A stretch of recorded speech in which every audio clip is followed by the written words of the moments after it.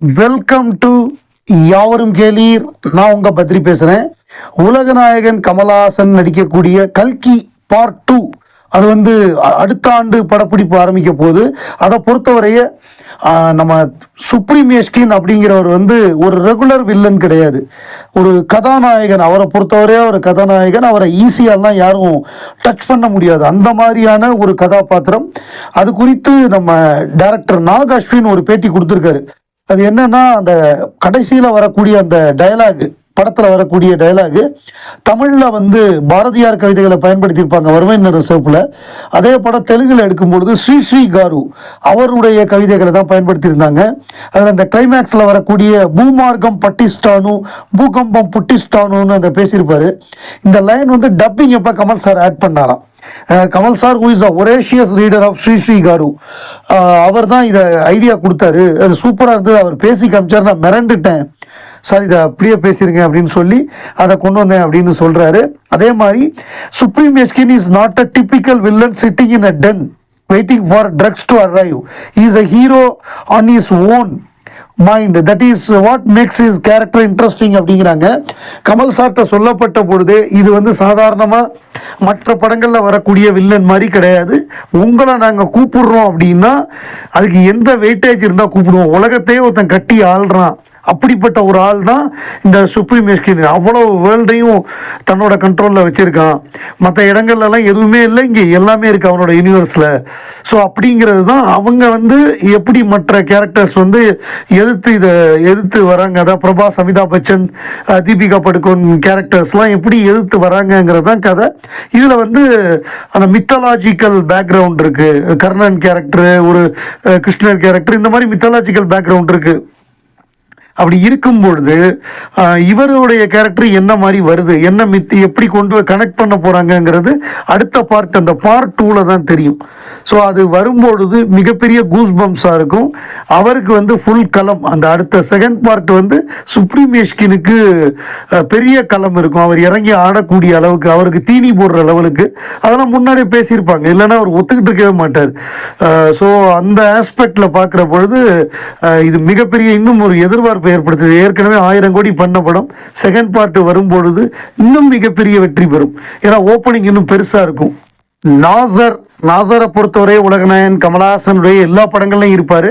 அவர் பண்ண முக்கியமான கதாபாத்திரங்கள், அவருக்கு நல்ல பேர் கிடைச்ச கதாபாத்திரங்கள், ரைட் ஃப்ரம் நாயகனில் ஆரம்பித்து அது எல்லா படங்கள், ஈவன் காமெடி படங்களில் கூட உதாரணத்துக்கு சொல்லணும் அப்படின்னா அவ்வை சண்முகியில் வரக்கூடிய காமெடியன் கேரக்டரு, அதே மாதிரி விருமாண்டியில் வரக்கூடிய ஜெயிலர், கிளைமேக்ஸில் வரக்கூடிய கத்தி குத்து வாங்கி இறந்து போகக்கூடிய ஒரு ஜெயிலர் கேரக்டரு, அதெல்லாம் நிஜ சம்பவத்தின் அடிப்படையில் எடுக்கப்பட்டது. அதே தான் சொர்க்கவாசலில் எடுத்தாங்க.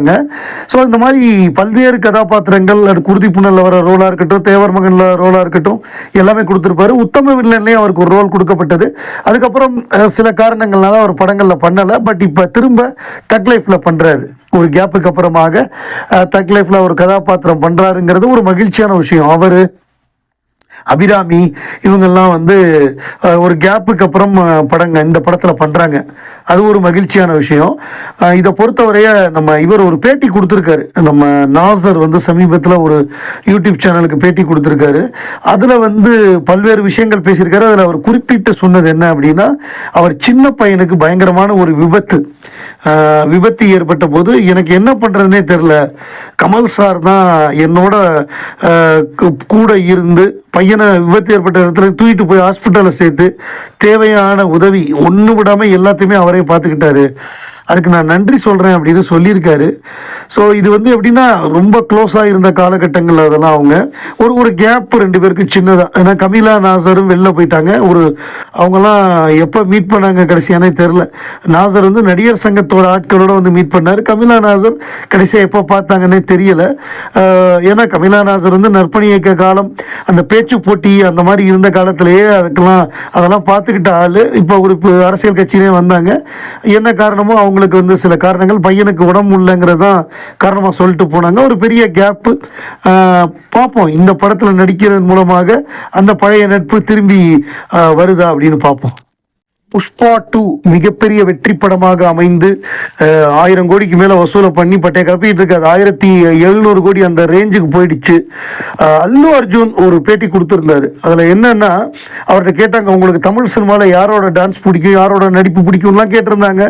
அவர் என்ன சொன்னார் அப்படின்னா, நான் சின்ன வயசுலேருந்தே ரஜினி சாரை ரொம்ப ரசிப்பேன், ரஜினி சாருடைய நடிப்பு பிடிக்கும், ரஜினி சார் அப்போ பிடிக்கும். ஆனால் நான் சினிமாவுக்கு வந்த பிறகு, நடிகனான பிறகு, நிறையா ட்ராவல் பண்ண பிறகு எனக்கு வந்து கமல் சாருடைய டான்ஸாக இருக்கட்டும், நடிப்பாக இருக்கட்டும், அதெல்லாம் ரொம்ப பிடிக்கும். கமல் சார் வந்து கிரேட் டான்ஸரு, ஒரு சென்சிபிள் ஆக்டரு, அவர் ஒரு நல்ல கொரியோகிராஃபரும் கூட. அதே மாதிரி ஒரு மிகச்சிறந்த நடிகர், வித்தியாசமான கதைகளை தேர்ந்தெடுத்து நடிப்பார். அதாவது இன்னைக்கு நமக்கு நிறைய எக்ஸ்போஷர் இருக்குது. வேர்ல்டு சினிமா அமெரிக்காவில் எப்படி ரிலீஸ் ஆகுதோ இன்றைக்கி நம்ம பார்க்குறோம். நமக்கு நிறைய எக்ஸ்போஷர் இருக்குது, ஓடிடி இருக்குது, எல்லாமே இருக்குது. ஆனால் 1980s அந்த ஏர்லி 80sலேயே அவர் வந்து யாருமே பண்ணாததை அவர் பண்ணார், யாருமே பார்க்காததை அவர் பண்ணார். வித்தியாசமான கதைகள், வித்தியாசமான படங்கள், ஒரு என்ன சொல்கிறது, பெரட்டி போடுற மாதிரியான ஒரு ஐடியாஸ், இது எல்லாமே கமல் சார் பண்ணார். நான் சின்ன பையனாக இருக்கும்பொழுது, விவரம் தெரியாத பொழுது ரஜினிகாந்தை எனக்கு பிடிச்சிருந்தது. அதாவது என்னென்னா, இது நிறைய பேர் சொல்லியிருக்காங்க, இந்த ரஜினிகாந்த் சிகரெட்டை தூக்கி போடுறது, அந்த மாதிரி ஒரு ஜிம்மிக்ஸ்லாம் பண்ணுறது வந்து சின்ன பசங்களுக்கு ஜாலியாக இருக்கும். ஆனால் கொஞ்சம் விவரம், ஒரு மெச்சூரிட்டி, ஒரு அறிவுன்னு வந்த பிறகு அப்புறம் பார்க்குறப்ப கமலஹாசன் ஒரு விஸ்வரூபம் எடுத்து தெரிகிறாரு. அதாவது வானத்துக்கும் பூமிக்கும் அவ்வளோ பெருசாக தெரிகிறாருன்னு இதை பல பேர் சொல்லியிருக்காங்க. இது அல்லு அர்ஜுன் சொல்லியிருக்காரு, விஜய் சேதுபதி சொல்லியிருக்காரு, எண்ணற்ற பேர். நான் சின்ன வயசில் ரஜினி ரசிகனாக இருந்தேங்க, ஆனால் விவரம் தெரிஞ்ச பிறகு கமல் ரசிகங்க அப்படின்னு சொல்லுவாங்க. கமலஹாசன் சார் மேலே உள்ள மரியாதை பன்மடங்கு அதிகமாச்சு. ஈவன் கருப்பழனியப்பன் கூட சொல்லுவார், கருப்பழனியப்பன் ரஜினிகாந்த் ஃபேனு, ஆனால் சினிமாவை பற்றி தெரிஞ்ச பிறகு கமலஹாசன் இவ்வளோ பண்ணியிருக்காரா, அவர் இவ்வளோ பெரிய ஆளாங்கிறது எனக்கு அப்போ தான் புரிஞ்சுது. ஆனால் சின்ன வயசில் விவரம் புரியலைன்னு சொல்லியிருக்காங்க.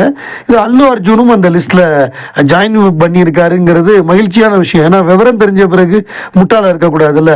ஆனால் விவரம் தெரிஞ்சு அவர் பண்ண தப்பு என்ன அப்படின்னா, அந்த இதுக்கு போனதான், தேட்டருக்கு போனது தான். கமல் சாரை பொறுத்தவரைய அவர் தியேட்டரில் வந்து படம் பார்த்தது கிடையாது, ரொம்ப ரேர். ஒரே ஒரு தடவை, அதாவது இந்த சேரிட்டி இதுக்கெல்லாம் வருவார், ஈவெண்ட்டுக்கெல்லாம் வருவார். ஆனால் படம் ஆடியன்ஸோட உட்காந்து பார்க்க மாட்டார், அவரோட ஸ்டைல் அது. அதாவது படம் முடிஞ்ச பிறகு இந்த கேள்வி கேட்பாங்க, அந்த மாதிரி விஷயம் இதுக்கு வருவார். ஹேராம் போட்ட பொழுது வந்து கேள்விக்கு பதில் சொன்னார். ஆனால் ஆடியன்ஸோட உட்காந்து படம் பார்க்க மாட்டார். அதுக்கு என்ன சொன்ன காரணம் என்னென்னா, நம்ம பார்த்தா நம்மளை பார்க்க தான் அவங்க பார்த்துட்டு இருப்பாங்க, அவங்களும் நிம்மதியாக பார்க்க முடியாது, நம்மளும் நிம்மதியாக பார்க்க முடியாதுன்னு சொல்லியிருக்காரு. ஸோ நடிகர்கள் தேட்டரில் போய் படம் பார்க்குறது வந்து தேவையில்லாத விஷயம். இப்போ அதாவது ரகசியமாக போய் பார்க்கலாம், ரகசியமாக மாறு விஷயத்தில் பார்க்கலாம், யார்கிட்டையும் சொல்லாமல் நைட் ஷோ போய் அந்த பாக்ஸில் உட்காந்து பார்க்கலாம், அதெல்லாம் பண்ணலாம். ஓப்பனாக தெரிகிற மாதிரி போனால் கூட்டம் கூடும், கூட்டம் கூட்டினா தள்ளு முள்ளு வரும், யாராவது இறந்தாங்கன்னா அது எல்லாருக்குமே கெட்ட பேர். அந்த நடிகர் 1000 கோடி 2000 கோடி வரப்போகுது, அதை செலிப்ரேட் பண்ண முடியல, அதுதான் ஒரு வருத்தமான விஷயம். அதை அவர் தவிர்த்து இருந்துக்கலாம். என்ன பண்ணுறது, நம்ம எதையுமே பிளான் பண்ணது எல்லாமே நடந்துடாது இல்லை. நம்ம இங்கே இருந்துக்கிட்டு மலையாள சினிமா பிரமாதமாக ஓடுது பாருங்க, எங்கள் படங்கள்லாம் சூப்பராக வருது அப்படின்னு நம்ம சொல்கிறோம். அது மலையாள சினிமாவாக இருக்கட்டும், தெலுங்கு சினிமாவாக இருக்கட்டும், ஹிந்தி சினிமாவாக இருக்கட்டும், ஹாலிவுட்டாக இருக்கட்டும், தமிழ் சினிமாவாக இருக்கட்டும், எல்லாமே லாஸில் தான் ஓடிட்டு இருக்கு. ஒரு 10 to 20% படங்கள் லாபகரமாக ஓடுனா பெரிய விஷயம், அதிசயம். ஒரு வருஷத்துக்கு 200 படம் வந்ததுன்னா அதில் 20 படம் வெற்றி அடைந்தால், அதாவது வெற்றிங்கிறத நான் வந்து நோ லாஸ் நோ கெய்னையும் சேர்த்து சொல்கிறேன். 5 ரூபா போட்டு 5 ரூபா வந்திருந்தா கூட அது பெரிய சாதனை தான். ஏன்னா இன்றைக்கி அந்த மாதிரி ஒரு காலகட்டம், அவ்வளவு ஓடிடிலாம் இருக்குது. மலையாள சினிமாவுக்கு 2024ஆம் ஆண்டு பெரும் இழப்பு. 2024 மலையாள சினிமாவுக்கு 700 கோடி 700 crore லாஸு. கேரள திரைப்பட தயாரிப்பாளர் சங்கம் தகவல், இந்த ஆண்டு வெளியான 199 திரைப்படங்களில் 26 திரைப்படங்கள் மட்டுமே ரசிகர்களிடம் வரவேற்பை பெற்று வியாபாரமானதாக தெரிவிக்கப்பட்டுள்ளது. இப்படங்களின் தயாரிப்பு செலவு 1000 கோடி ஆன நிலையில் இவை ஈட்டிய லாபம் வெறும் 350 கோடி தான் என குறிப்பிடப்பட்டுள்ளது. இதே தான் எல்லா லாங்குவேஜ் சினிமாக்கும்.